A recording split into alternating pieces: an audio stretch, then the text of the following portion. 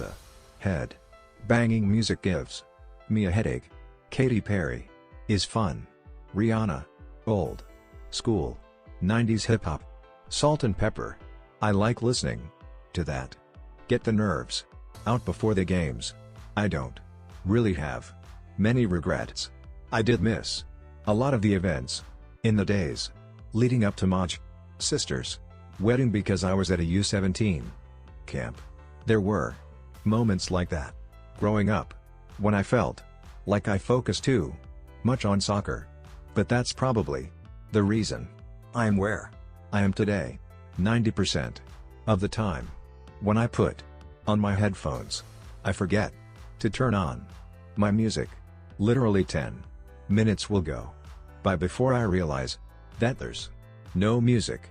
It's great to see women standing up in their own line of work and fighting for fair value. It's an obstacle being a girl when you move all over and don't have half the things you need. It's like everything is wrinkled in your life. I really try to take a step back from the soccer world and going 1,000 miles an hour every day. I like to do some sort of either meditation or mental visualization or breathing exercises, something to calm my mind down because a lot of times it's just going faster than it should. I wasn't the most technical player, but I was fast, and if I push the ball past a player, I can get there. Everyone always made fun of me in a good way for that. I don't want to say names, but there are certain companies I won't work with because of previous people they've worked with. I don't want to be put in the same category as another athlete that I don't necessarily think is a good role model. I try to push myself a little every day. For me, it's doing 10 more seconds of whatever I'm working on. So if I'm on the treadmill, sprinting my butt off or doing a grueling core workout, I think to myself, you can do 10 more seconds, and you'll be that much mentally stronger. After a while, those 10 seconds add up. I could be a model for one night, but I'm also a professional soccer player, and I like to be taken seriously on the field. I think it's important to keep things positive. Sometimes you don't win, and that sucks, and you work on improving. People know there's more than one side to me. You can have beauty and brains and athletic ability. You can switch up the cleats for heels once in a while. You can do both. I think players need to get paid for what they're worth, for what they put up on the field. I've always wanted to skydive. I feel like you have to use the platform you're given to voice concerns, and also to praise things when they need to be praised. In the 123rd minute of the semi-final game at the Olympics against Canada, I scored the game-winning goal that brought us to the finals. You can replicate those do-or-die moments in practice or a friendly game. Alex Morgan. Winning and losing isn't everything. Sometimes the journey is just as important as the outcome. Alex Morgan. Around the age of 14. I was very discouraged from a coach. It was my first youth club team. While playing soccer, she told me at the time that I wasn't good enough to play on the team, that I would never get into the game. Sportsmanship is definitely an important thing in all sports. In soccer, we all respect each other on such a high level. Between Sweden and Brazil and Japan, or whatever team it is, after I got my gold medal, I thought, this isn't just me.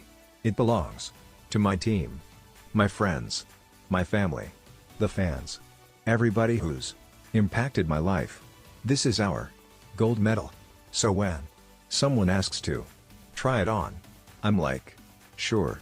Why not? I might be a little too relaxed about it. But why would I keep it to myself?